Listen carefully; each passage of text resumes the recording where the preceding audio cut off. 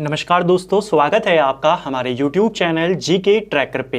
देखिए फ्रेंड्स, आज के वीडियो में हम बात करेंगे जो हमारी एक सीरीज है भारतीय राष्ट्रीय आंदोलन, जिसमें हम पूरे घटनाक्रम को यहाँ पर 1947 तक कवर करते हुए चल रहे हैं। कांग्रेस की स्थापना से हमने इस सीरीज की शुरुआत करी थी। आज हम 14वीं क्लास इस सीरीज की यहाँ पर कवर करने वाले हैं। आज के वीडियो में हम 1934 में जो कांग्रेस समाजवादी दल बना था इसके बारे में बात करेंगे। सोशलिस्ट पार्टी को लेकर के आपके क्वेश्चन बनते हैं।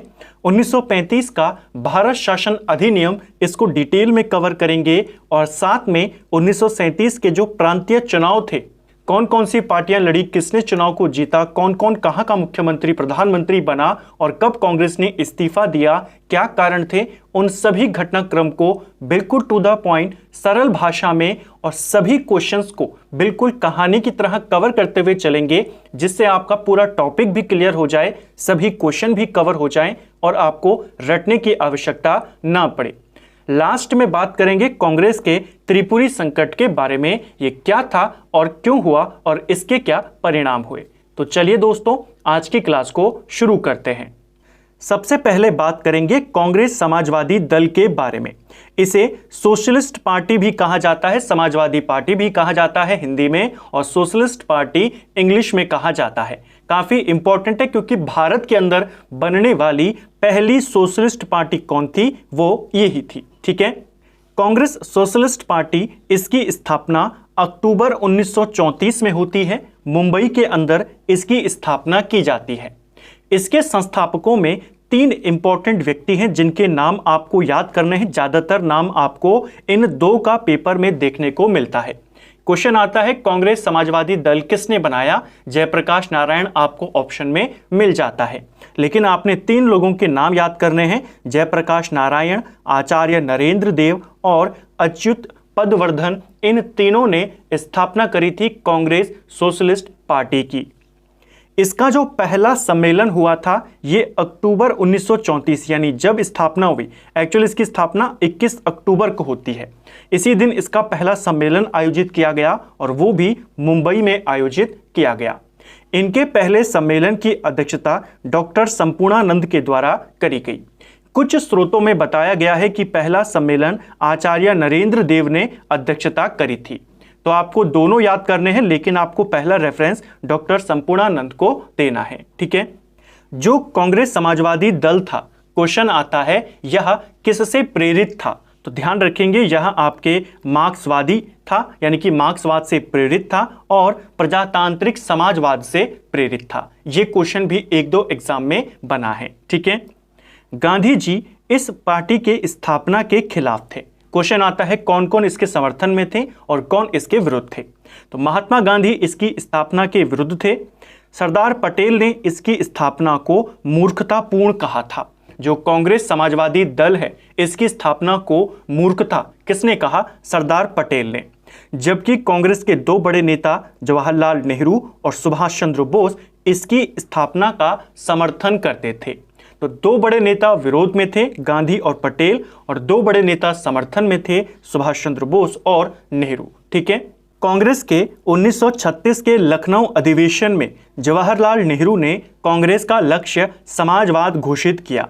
अंततः कांग्रेस के अध्यक्ष बने जवाहरलाल नेहरू 1936 का जो लखनऊ अधिवेशन था, और यहीं पर कांग्रेस के लक्ष्य को घोषित किया गया कि हमारा लक्ष्य है समाजवाद। ठीक है, हालांकि बाद में कांग्रेस कार्यकारिणी की बैठक हुई और वहां पर जो नेहरू का यह प्रस्ताव था इसको कैंसिल कर दिया गया, अस्वीकार कर दिया गया। क्वेश्चन बनेगा कौन इसके समर्थन में था? नेहरू और बोस। कांग्रेस का लक्ष्य समाजवाद कब घोषित किया गया? 1936 के लखनऊ अधिवेशन में घोषित किया गया। ठीक है, तो ये समाजवादी दल से रिलेटेड आपके कुछ इंपॉर्टेंट पॉइंट्स थे। कब बनी, कौन इसके संस्थापक थे, किसने इसकी अध्यक्षता करी, कहां सम्मेलन हुआ, कौन विरोधी कौन समर्थन, हमने यहां पर देखा। अब बात करेंगे भारत शासन अधिनियम 1935 तक।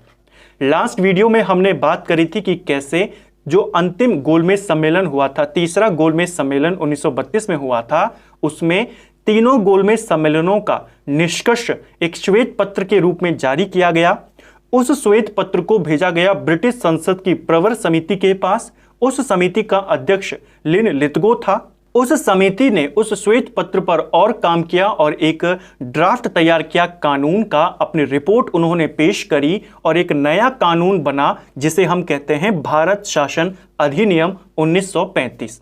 अगर आपने कल वाला वीडियो नहीं देखा है तो आप उसको प्लेलिस्ट से देख सकते हैं।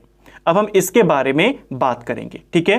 किसकी सिफारिश पर बना था? तो आप कहेंगे प्रवर समिति, जिसका अध्यक्ष कौन है? लिनलिथगो। यह आगे जाके भारत का वाइसरॉय भी बनेगा। और यह श्वेत पत्र कहां से आया? तो जो गोलमेज सम्मेलन थे उनके निष्कर्ष पर। और गोलमेज सम्मेलन क्यों बुलाए गए थे? साइमन कमीशन की रिपोर्ट के आधार पे। तो इनडायरेक्टली साइमन कमीशन की रिपोर्ट आधार थी इस अधिनियम का, ठीक है। यह ब्रिटिश काल के अब तक के सभी अधिनियमों में सबसे बड़ा और विस्तृत अधिनियम था। अंग्रेजों के काल में 1773 से लगातार एक्ट आए जा रहे थे। रेगुलेटिंग एक्ट सबसे पहले आया था। उन सभी एक्टों में सबसे बड़ा और सबसे विस्तृत जो एक्ट था वो 1935 का एक्ट था। जब तक भारत का संविधान लागू नहीं हुआ तब इसी के तहत शासन चलाया गया था। भारत आजाद हुआ 1947 में, भारत का संविधान लागू हुआ 1950 में। तो इस दौरान जो भारत का शासन चला, क्योंकि अंग्रेज तो चले गए, अब शासन भारतीय यहां पर चला रहे हैं, तो किसके तहत चलाया गया? इसी अधिनियम 1935 के अधिनियम के तहत, ठीक है। ये क्वेश्चन आ चुका है। क्वेश्चन आता है 1935 के अधिनियम में इनमें से किस चीज की कमी थी? तो इसमें प्रस्तावना नहीं थी। हमारा जो संविधान है मैक्सिमम इसी से बना है। सबसे बड़ा जो पोर्शन हमारे संविधान का है वो 1935 के अधिनियम से लिया गया है। बस दोनों में अंतर, जो बड़ा डिफरेंस है, एक वो ये है कि जो 1935 का अधिनियम था उसमें प्रस्तावना नहीं थी, ठीक है। अब इसमें क्या क्या प्रावधान थे उसको देखेंगे और फिर किसने इसके बारे में क्या कहा उसको देखेंगे। केंद्र में द्वैध शासन शुरू किया गया, प्रांतों में द्वैध शासन का अंत कर दिया गया। सीधा क्वेश्चन आता है किस अधिनियम के तहत केंद्र में द्वैध शासन की शुरुआत हुई? आप कहेंगे 1935 का। किसके तहत प्रांतों में खत्म किया? आप कहेंगे 1935 का। प्रांतों में द्वैध शासन 1919 के एक्ट के माध्यम से शुरू किया गया था, ठीक है। एक अखिल भारतीय संघ स्थापित करना, यह भी इसके अंदर प्रावधान रखा गया था और कहा गया था कि अगर 50% से ज्यादा राज्य इसमें शामिल होने के लिए तैयार हो जाते हैं तो एक अखिल भारतीय संघ का गठन भी किया जाएगा। हालांकि ज्यादा राज्य इसमें तैयार नहीं हुए और ये फिर कैंसिल इनको करना पड़ा, ठीक है। शक्तियों का बंटवारा, केंद्र और प्रांतों के मध्यों में शक्तियों का बंटवारा भी इसके अंदर एक प्रावधान था, जिसके तहत विभिन्न सूचियां जो आई थी, राज्य सूची, संघ सूची, वो इसी के तहत था, ठीक है। और इसी के तहत जो अवशिष्ट शक्तियां थी, स्पेशल पावर्स थी, वो वाइसरॉय को दी गई। क्वेश्चन आता है 1935 के अधिनियम के तहत अवशिष्ट शक्तियां किसको दी गई? तो आप कहेंगे वाइसरॉय को। केंद्र को नहीं, प्रांतों को नहीं, किसको थी? वाइसरॉय को थी, ठीक है। संघीय न्यायालय का प्रावधान, इसमें कहा गया था कि एक केंद्रीय न्यायालय का गठन यहां पर किया जाएगा और इसी के तहत 1937 में दिल्ली के अंदर सुप्रीम कोर्ट या संघीय न्यायालय हम उसको कह लें तो उसकी स्थापना करी गई थी। तो इसको भी ध्यान रखेंगे। सुप्रीम कोर्ट बाद में यह बना जब भारत आजाद हुआ, उसका संविधान लागू हुआ।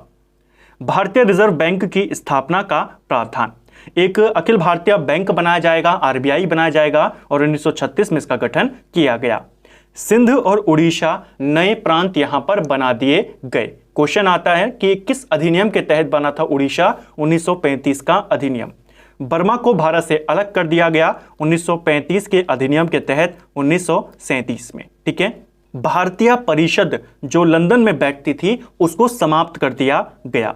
जो भारतीय परिषद यानी कि जो भारत में क्या होगा, ब्रिटिश की संसद उसको डिसाइड करती थी, कोई भी निर्णय हो वहां जाता था ब्रिटिश संसद में, अब उसे खत्म कर दिया गया, ठीक है। और प्रांतों में स्वायत्त शासन की व्यवस्था, हालांकि जो ये स्वायत्त शासन था प्रांतों में, देखिए स्थानीय स्वशासन या द्वैध शासन नहीं, स्वायत्त शासन यानी कि आप प्रांतों को पूरा अधिकार देंगे काम करने का। ये पूर्ण रूप से नहीं था, आंशिक रूप में था और वाइसरॉय के विश्वास दिलाने के बाद इसको इसमें माना गया था। जब यह अधिनियम आया तो इसमें कहा गया कि प्रांतों को अपनी मर्जी से यानी कि स्वतंत्रता से उनको काम करने का अधिकार है, लेकिन अगर वो कोई ऐसा निर्णय लेते हैं जो सरकार के पक्ष में नहीं है, सरकार यानी कि अंग्रेजों के पक्ष में नहीं है, तो वाइसरॉय उस पर रोक लगा सकता है। तो कांग्रेस ने इस चीज का विरोध किया। फिर यहाँ पे स्वायत्ता का क्या मतलब हुआ?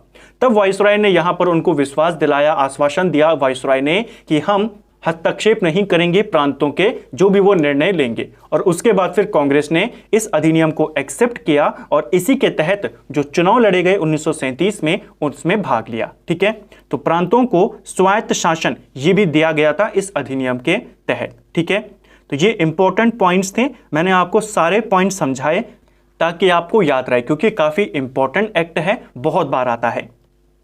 1935 के अधिनियम को जवाहरलाल नेहरू ने गुलामी का अधिकार पत्र कहा था। इस चीज को भी ध्यान रखना, क्वेश्चन आता है गुलामी का अधिकार पत्र किसे कहा जाता है? साइमन कमीशन की रिपोर्ट को, मॉन्टेग्यू चेम्सफोर्ड अधिनियम को, 1935 के अधिनियम को, इस तरीके से।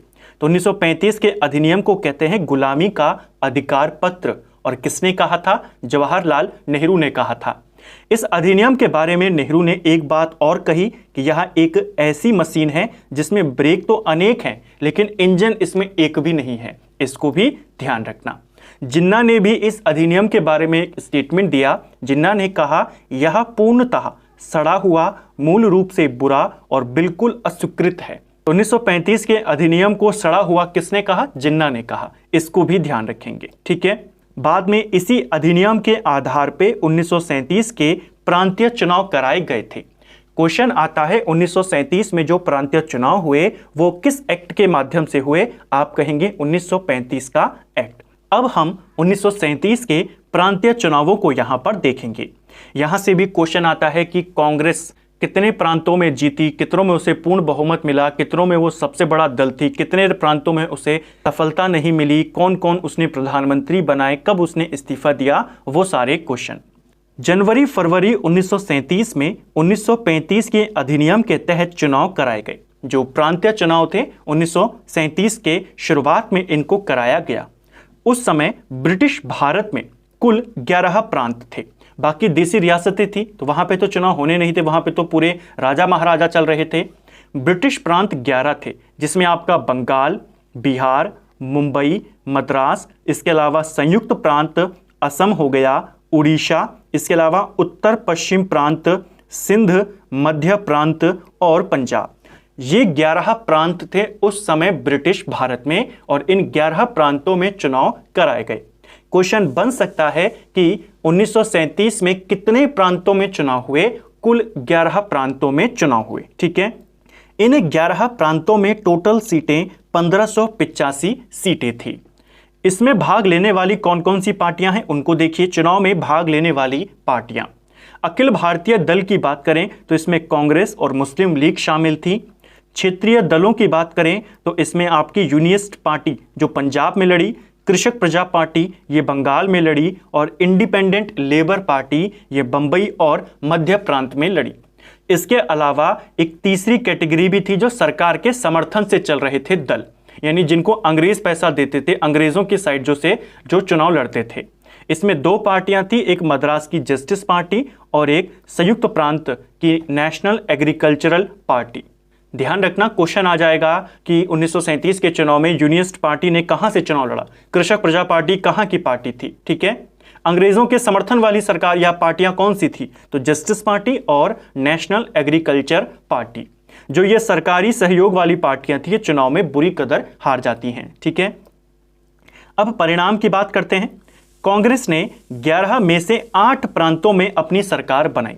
जैसा हमने कहा कुल प्रांत कितने थे? 11। मैंने आपको 11 के 11 नाम बताए। इनमें से 8 प्रांतों में कांग्रेस की सरकार बनी। कुल सीटें 1585 थी, इसमें से 711 सीटें कांग्रेस ने यहां पर जीती। कांग्रेस को 5 प्रांतों में पूर्ण बहुमत मिला। वही 5 प्रांत बिहार, उड़ीसा, मध्य प्रांत, संयुक्त प्रांत और मद्रास। इन 5 प्रांतों में कांग्रेस को पूरा बहुमत मिला, और 3 प्रांत ऐसे थे जिसमें आपका बंबई, असम और उत्तर पश्चिमी सीमा प्रांत। इन 3 प्रांतों में कांग्रेस सबसे बड़ा दल बनी। तो इन 5 में और इन 3 में कांग्रेस फिर सरकार का गठन करती है, और कुल कितने प्रांतों में सरकार बनाई? 8 प्रांतों में सरकार बनाई।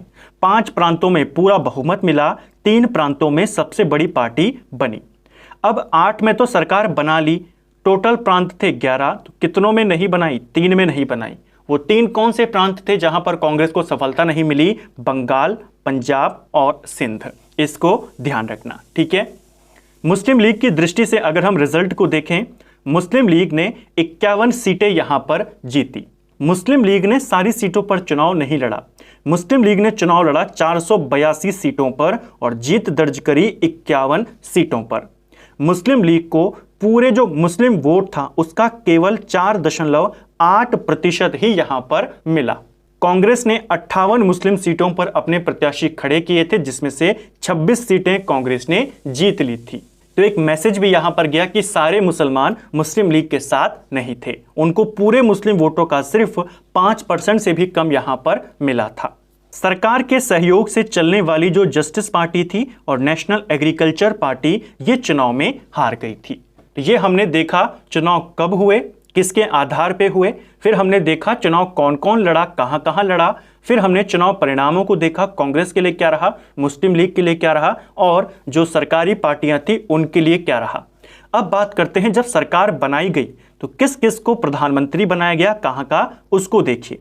उस समय जो प्रांत होते थे, उन प्रांतों का जो प्रमुख होता था उसे प्रधानमंत्री कहते थे। जैसे आज मुख्यमंत्री होता है ना किसी भी राज्य का प्रमुख, उस समय प्रांतों के प्रमुख को प्रधानमंत्री कहते थे। कौन कहां का प्रधानमंत्री बना, चलिए देखते हैं। जहां कांग्रेस की पूर्ण बहुमत वाली सरकार थी 5 प्रांत, उनमें देखिए बिहार में श्री कृष्ण सिन्हा को बनाया गया, उड़ीसा में BN दास को बनाया गया, मद्रास में कांग्रेस ने C राजगोपालाचारी को प्रधानमंत्री बनाया, संयुक्त प्रांत में गोविंद बल्लभ पंत थे और मध्य प्रांत में NB खरे थे। तो ये वो प्रांत जहां पर कांग्रेस को पूरा बहुमत था। 3 प्रांत ऐसे थे जहां पर कांग्रेस की गठबंधन की सरकार थी। उत्तर पश्चिम सीमा प्रांत जिसमें डॉक्टर खान साहब थे, असम जिसमें मोहम्मद शादुल्ला थे और बंबई जिसमें BG खेर को बनाया गया था। तो इसको आपने ध्यान रखना है, ठीक है। 5 हमने देख लिए पूर्ण बहुमत वाले, 3 हमने देखे गठबंधन वाले। मुस्लिम लीग ने भी 3 प्रांतों में अपनी सरकारें बनाई थी, वो गठबंधन की सरकारें थी।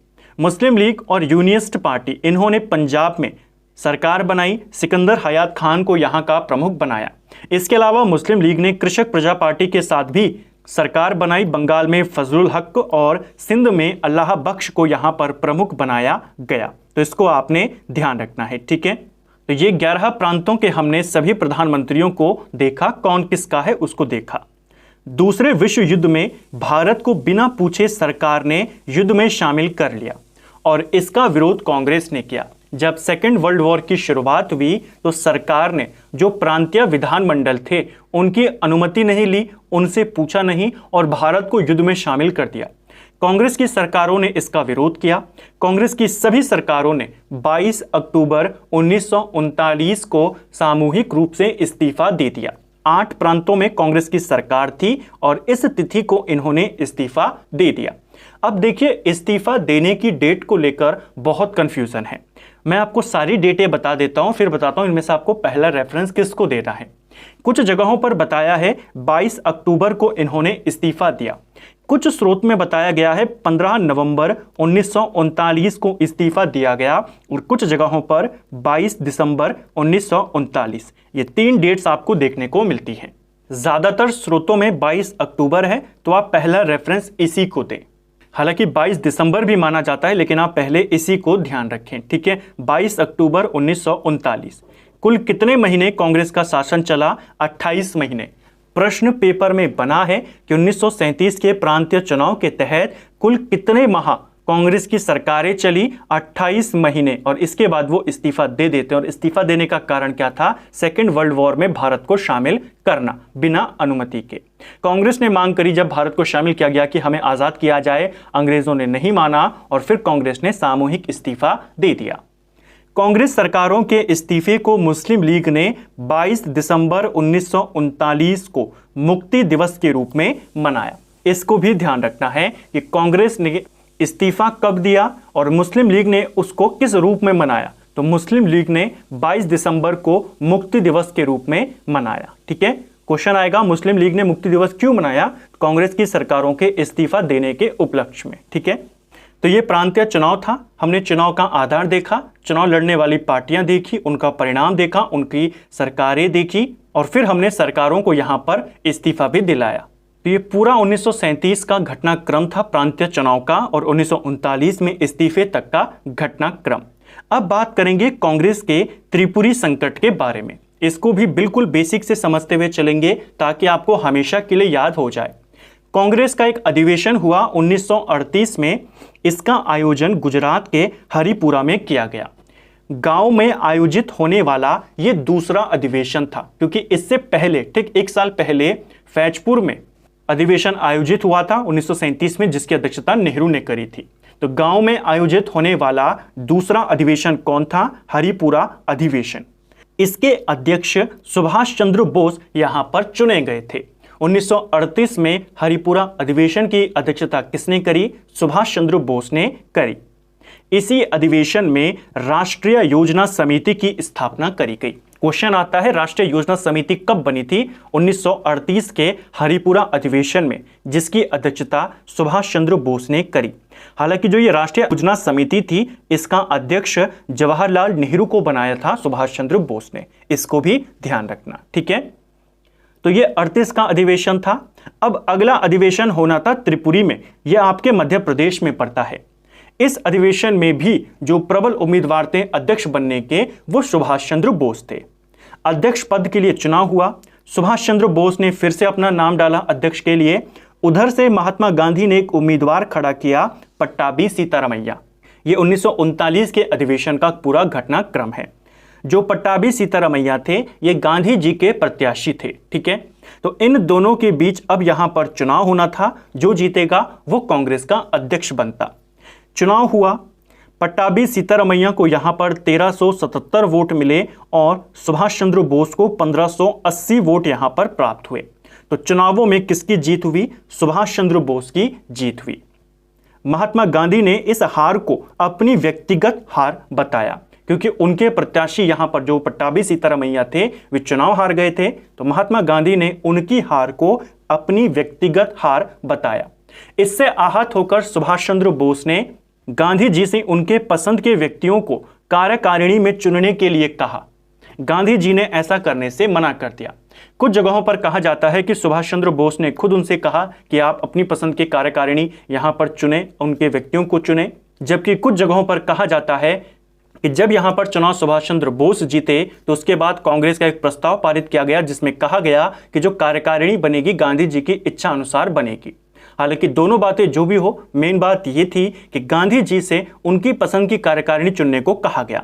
गांधी जी ने मना कर दिया और इस घटना के बाद, क्योंकि एक तो गांधी जी अपनी व्यक्तिगत हार बता चुके थे, दूसरा उन्होंने इनकार कर दिया अपनी कार्यकारिणी चुनने से।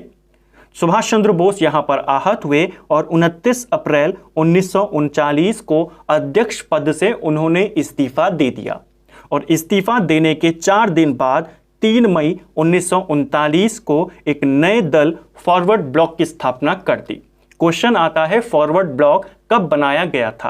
तो 3 मई 1939 को बना था। सुभाष चंद्र बोस ने बनाया था जब उन्होंने इस्तीफा दिया। इस्तीफा क्यों दिया उसको हमने पूरा घटनाक्रम समझा।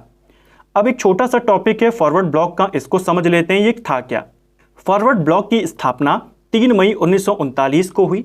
इसके संस्थापक सुभाष चंद्र बोस थे। इसके महासचिव देवव्रत विश्वास थे।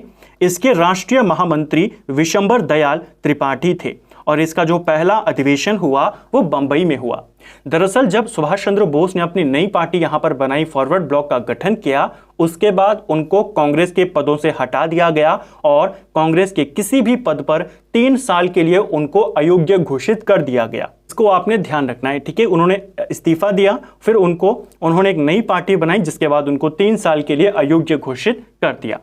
अब सुभाष चंद्र बोस यहां पर इस्तीफा दे चुके थे। इसको लेकर अध्यक्ष पद को लेकर संकट उत्पन्न हुआ कि कौन अब अधिवेशन की अध्यक्षता करेगा, क्योंकि जो अध्यक्ष चुने गए वो इस्तीफा दे चुके। जो करना चाहते थे पट्टाभी सीतारामैया, वो चुनाव हार चुके थे। अब अध्यक्षता कौन करेगा?